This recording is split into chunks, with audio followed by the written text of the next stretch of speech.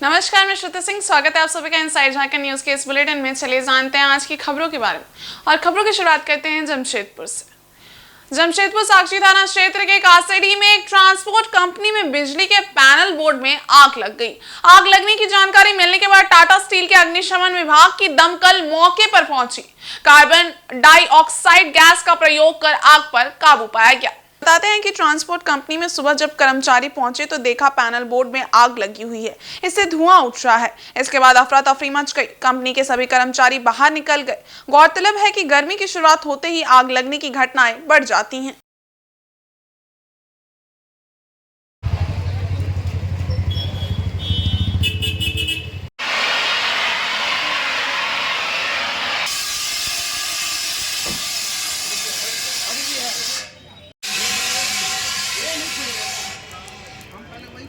ये खुले ही नहीं ना मिट्टी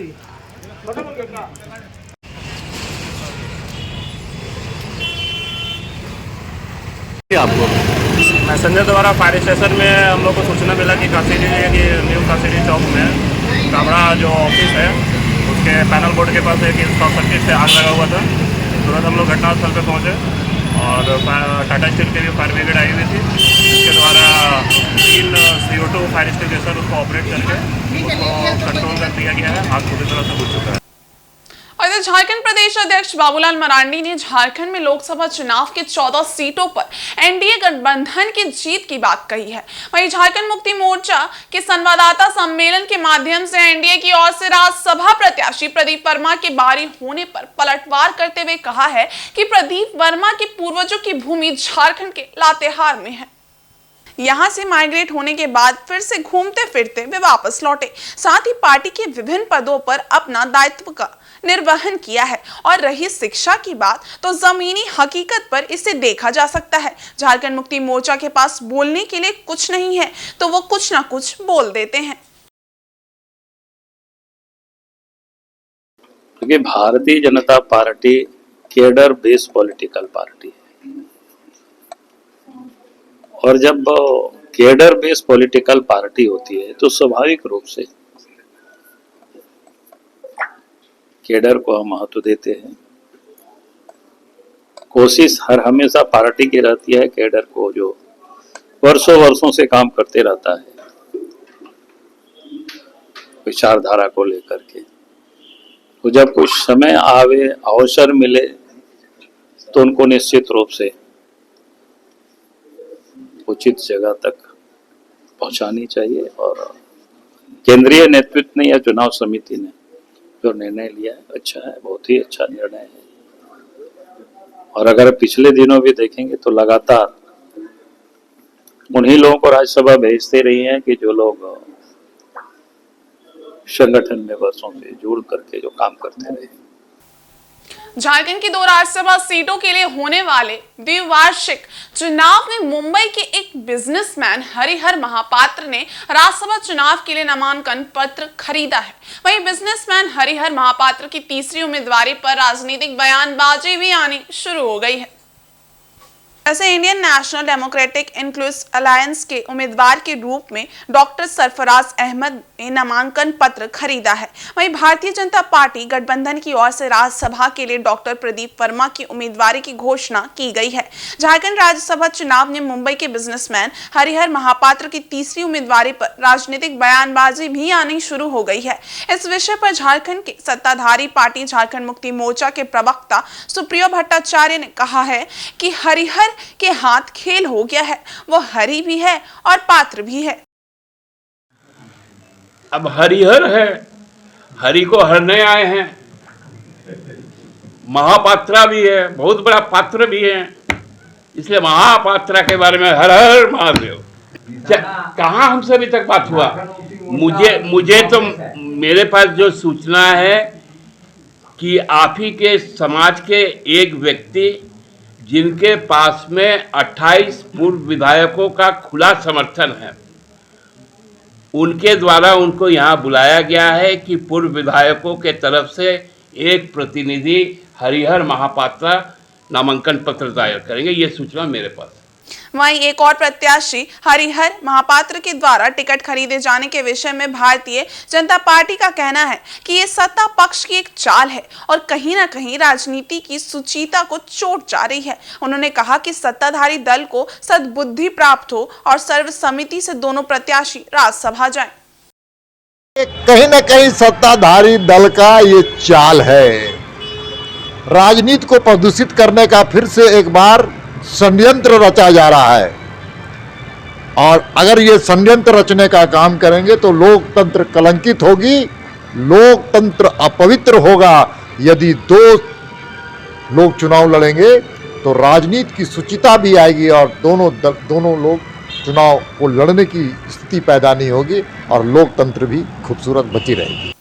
और आगामी लोकसभा चुनाव की घोषणा में महज कुछ ही दिन शेष रह गए हैं, परंतु अब तक चुनाव आयोग का दौरा झारखंड में नहीं हुआ है। इस पर झारखंड मुक्ति मोर्चा के केंद्रीय प्रवक्ता सुप्रिया भट्टाचार्य ने रांची में एक संवाददाता सम्मेलन आयोजित कर अपनी प्रतिक्रिया व्यक्त की है।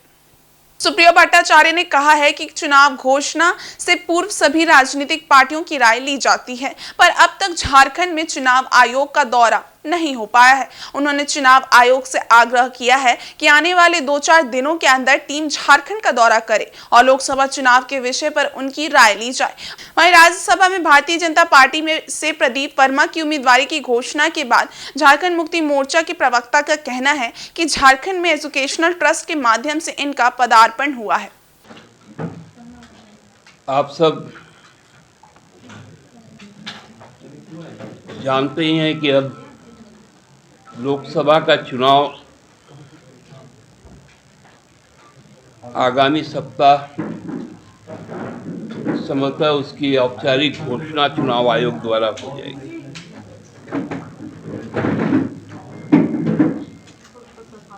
दुनिया का सबसे बड़ा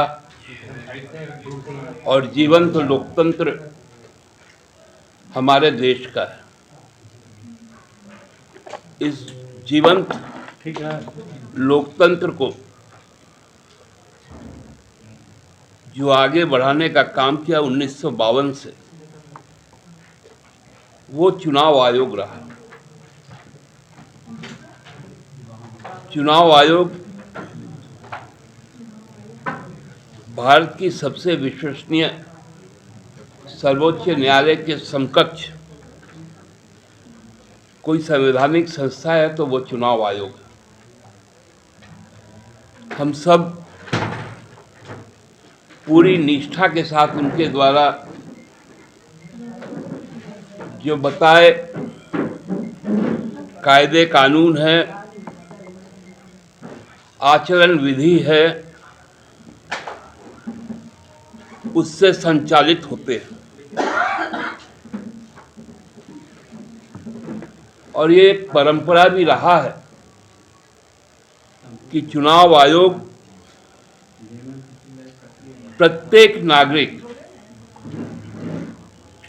को यह सुनिश्चित करता है कि वो दबाव मुक्त होकर, भय मुक्त होकर, लोभ मुक्त होकर अपने संवैधानिक अधिकार का प्रयोग करें। और इधर पश्चिमी सिंहभूम के चाईबासा में आयोजित डेयरी मेला एवं कृषि प्रदर्शनी कार्यक्रम में केंद्रीय कृषि मंत्री अर्जुन मुंडा ने कहा कि चाईबासा क्षेत्र में जल्द ही Indian Council of Agriculture Research और राष्ट्रीय डेयरी अनुसंधान संस्थान करनाल हरियाणा का क्षेत्रीय एक्सटेंशन सेंटर खुलेगा। इससे पहले पश्चिमी सिंहभूम के चाईबासा में Indian Council of Agriculture Research और राष्ट्रीय डेयरी अनुसंधान संस्थान करनाल हरियाणा द्वारा आयोजित 3 दिवसीय डेयरी मेला एवं कृषि प्रदर्शनी कार्यक्रम का आज केंद्रीय कृषि एवं किसान कल्याण मंत्री अर्जुन मुंडा ने उद्घाटन किया। मौके पर सांसद गीता कोड़ा और अनुसंधान संस्थान के वैज्ञानिक मौजूद थे। मौके पर कार्यक्रम को संबोधित करते हुए कृषि मंत्री अर्जुन मुंडा ने कहा कि अनुसंधान संस्थान करनाल हरियाणा द्वारा झारखंड राज्य में यहां पहली बार कार्यक्रम आयोजित किया जा रहा है। उनका प्रयास होगा कि कोल्हान क्षेत्र में अनुसंधान संस्थान करनाल हरियाणा का क्षेत्रीय स्तर पर एक्सटेंशन सेंटर खुले, जिससे कि यहां दूध के उत्पादन को नया आयाम मिल सके। कार्यक्रम में विभिन्न क्षेत्र में बेहतर कार्य करने वाले किसानों को सम्मानित किया गया। कृषि मंत्री अर्जुन मुंडा ने मौके पर प्रदर्शनी में लगाए गए स्टॉलों का निरीक्षण भी किया।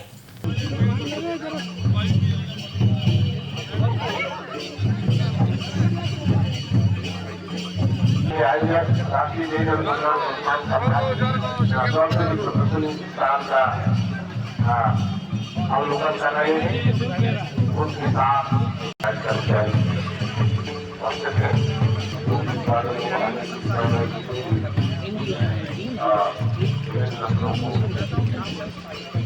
किया जा रहा है। देखिए, इस क्षेत्र में दूध का उत्पादन कम है और दूध की खपत भी कम है, और जो खपत होती है वो बाहर से लाना पड़ता है।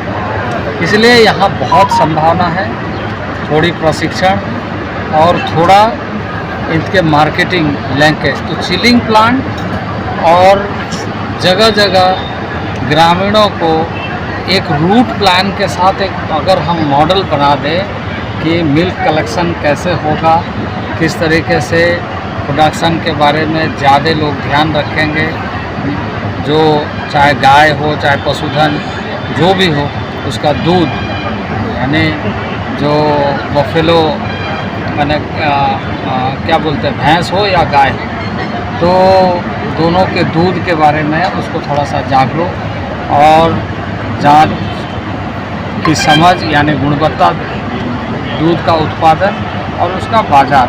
अभी मैं ऐसा मानता हूँ कि इसमें बहुत बड़ा बाज़ार तो हमारा एकलव्य मॉडल रेसिडेंशियल स्कूल। अब आप देख लीजिए कि पूरे पश्चिमी सिंहभूम में कितने ब्लॉक हैं? 18 में से लगभग 15 ब्लॉक में एकलव्य मॉडल रेसिडेंशियल स्कूल है और एक मॉडल स्कूल में 480 बच्चे हैं, वो रेसिडेंशियल स्कूल है। तो 15 स्कूल 480 की कैपेसिटी का एक स्कूल, तो आप सोचिए कितने बच्चे होंगे। इतने को मिनिमम 500 ग्राम दूध चाहिए, तो कितनी दूध की खपत उसमें है। तो मैं यहाँ पर यह कहा हूँ कि यहाँ की संभावनाओं को अच्छे तरीके से देख कर एक प्लान बनाएं। स्टेट गवर्नमेंट को हम कहेंगे कि उस प्लान को हमारे पास भेजें, ताकि क्योंकि इम्प्लीमेंटेशन एजेंसी में एक पार्ट होता है रिसर्च का सपोर्ट देना, और यहाँ पर ऐसा केंद्र जिसमें लगातार रिसर्च होते हुए वो हमारा ICR का जो डेयरी अनुसंधान केंद्र करनाल है वो उसको देखेगा। हम केंद्र एक बना सकते हैं, एक्सटेंशन काउंटर बना सकते हैं। पुरी से चलकर आनंद विहार की ओर जाने वाली एक्सप्रेस ट्रेन शनिवार को चाईबासा पहुंची। चाईबासा और आसपास के लोगों की कई वर्षों से ये मांग थी कि रेलवे उन्हें लंबी दूरी की यात्री गाड़ी दे, जिसको लेकर स्थानीय जनप्रतिनिधियों ने भी कई बार रेल मंत्रालय को ज्ञापन सौंपा था।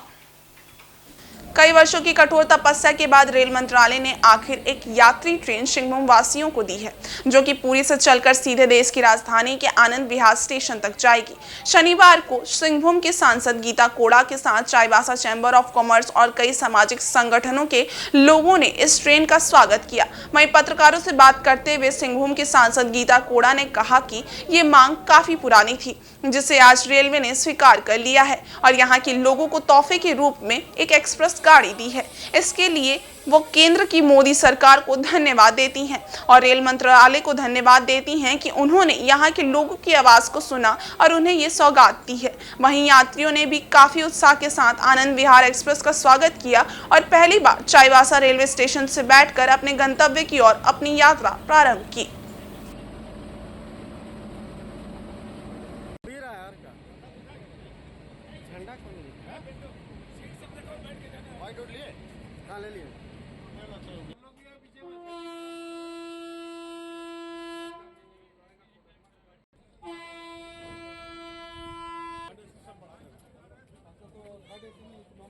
नमस्कार।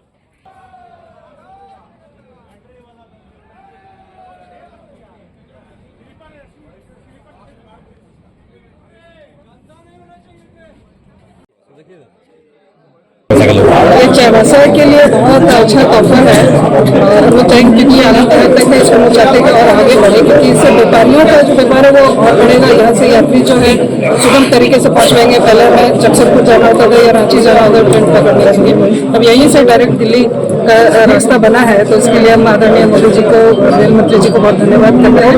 और भविष्य में हम बहुत ही उम्मीद रखते हैं कि आने वाले दिनों में और कई ट्रेनें जो है चाईबासा होते हुए जाएंगी और यहाँ के लोग आसानी से देश के हर कोने में पहुँच पाएंगे, क्योंकि आदरणीय मोदी जी की सोच भी यही है कि देश का हर कोना जो है भारतीय रेल से जुड़े, हर कोना जुड़ जाए। तो ये एक अच्छी पहल के तहत ये कार्य आज हो रहा है, तो उसके लिए हम बहुत धन्यवाद करते हैं और आभार व्यक्त करते हैं पूरे चाईबासा की जनता के पास। वहीं जिला विधिक सेवा प्राधिकार की ओर से चाईबासा सिविल कोर्ट परिसर में प्रधान जिला एवं सत्र न्यायाधीश विश्वनाथ शुक्ला की अध्यक्षता में राष्ट्रीय लोक अदालत का आयोजन किया गया। प्राधिकार के सचिव राजीव कुमार सिंह ने बताया कि गठित कुल 8 बेंचों में मामलों की सुनवाई करते हुए कुल 11,609 मामलों का निष्पादन किया गया, जिसके जरिए 1,95,55,074 रुपए की राशि का समायोजन किया गया। कहा कि राष्ट्रीय लोक अदालत विभिन्न प्रकार के वादों को सुलझाने का एक सक्षम और सुलभ माध्यम है, जिसमें लोग अपने सुलहनीय मामलों के त्वरित निष्पादन के लिए अपील कर सकते हैं। लोक अदालत के माध्यम से मामलों का त्वरित निष्पादन किया जा सकता है।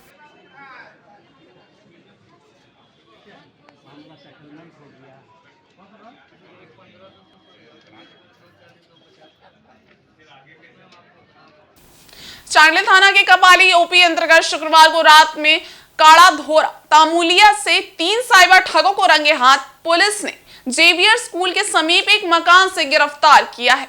शनिवार को चांडिल अनुमंडल पुलिस पदाधिकारी सुनील कुमार राजवार ने अपने कार्यालय में आयोजित संवाददाता सम्मेलन में जानकारी देते हुए कहा है कि रात को सरायकेला पुलिस अधीक्षक मनीष टोप्पो को सूचना मिली कि 3 साइबर अपराध कर्मी तामुलिया काड़ा धोरा से अपने गतिविधियों को अंजाम दे रहे हैं। पुलिस अधीक्षक ने त्वरित एक टीम गठित कर उक्त स्थल पर छापेमारी का निर्देश दिया। निर्देशानुसार कपाली ओपी प्रभारी के नेतृत्व में छापेमारी करने गए दल ने जब उक्त मकान पर दस्तक उस समय वे तीनों अपराधी साइबर ठगी करने में लगे हुए थे। पुलिस को देखते ही उन तीनों ने भागने का प्रयास किया, जिसे समय रहते पुलिस ने धर दबोचा। छापेमारी के दौरान उक्त स्थल से पुलिस ने कई मोबाइल फोन, एटीएम कार्ड, एक बैंक पासबुक, डायरी और 3,860 रुपए नगद भी बरामद किया है। तीनों साइबर अपराधी में से एक नाबालिग है और इनमें से 2 बिहार के शेखपुरा और एक नालंदा जिला से है।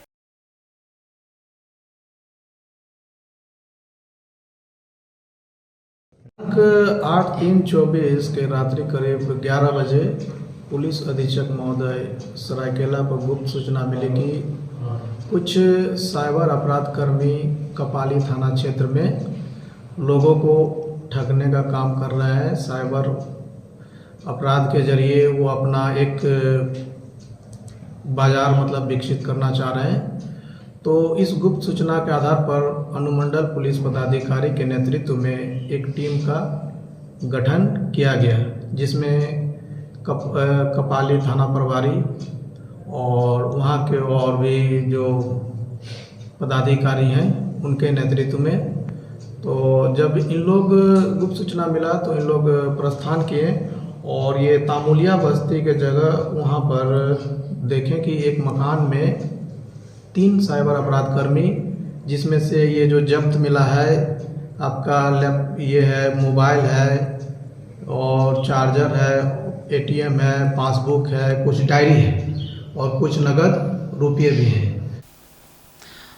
और इस जिला मुख्यालय सरायकेला में गैरेज चौक से सबसे बड़े इलेक्ट्रॉनिक दुकान डे इलेक्ट्रॉनिक में बीती रात चोरों ने पिछला दरवाजा काटकर लगभग 1.5 लाख कैश समेत 50 लाख से अधिक मूल्य के मोबाइल चुरा लिए हैं। चोर लगभग 12:30 बजे के आसपास दुकान के सीसीटीवी में पहली बार नजर आए। इसके बाद 2:38 पर सीसीटीवी के दायरे में रहकर ही पूरी घटना को अंजाम दिया। मुंह पर कपड़े बांध लिए थे और हाथ में ग्लव्स लगाए हुए थे, जिसके कारण पुलिस को किसी शातिर गिरोह का कारनामा बताया जा रहा है। सूचना मिलने के बाद सरायकेला थाना प्रभारी घटनास्थल पर पहुंचे तथा फिंगरप्रिंट एक्सपर्ट की टीम भी मौके पर पहुंच गई है। घटना को लेकर पूरे बाजार में पुलिस के खिलाफ लोगों में आक्रोश देखा जा रहा है। वहीं पूरे मामले पर पुलिस ने कुछ भी बताने से साफ इनकार किया है। गलत लगाया है तो मास्क पहने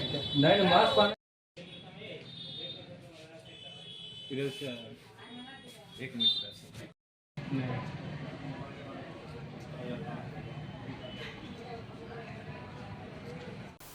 वहीं डुमरिया प्रखंड स्थित सामुदायिक स्वास्थ्य केंद्र के पुराने भवन में कुर्मी संस्कृति विकास समिति द्वारा वर्ष 2024 का 14वां रक्तदान शिविर का आयोजन किया गया। डुमरिया प्रखंड से सामुदायिक स्वास्थ्य केंद्र के पुराने भवन में कुर्मी संस्कृति विकास समिति द्वारा रक्तदान शिविर का आयोजन किया गया। इस मौके पर मुख्य अतिथि के रूप में स्वर्णरेखा नर्सिंग होम के डायरेक्टर रंजीत ठाकुर ने दीप प्रज्वलित कर रक्तदान शिविर का शुभारंभ किया। मौके पर भाजपा नेता एवं समिति के लोग भी उपस्थित थे। रक्तदान शिविर में ग्रामीण इलाकों से काफी लोगों ने अपना रक्तदान किया ताकि रक्त की जरूरत पड़ने पर किसी का जीवन बचाया जा सके।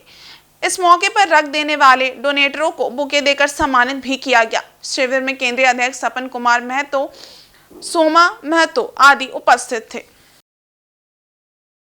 हमारे डुमरिया एकदम बिहार क्षेत्र है, ग्रामीण क्षेत्र है, पूर्वी सिंहभूम जमशेदपुर जिला में।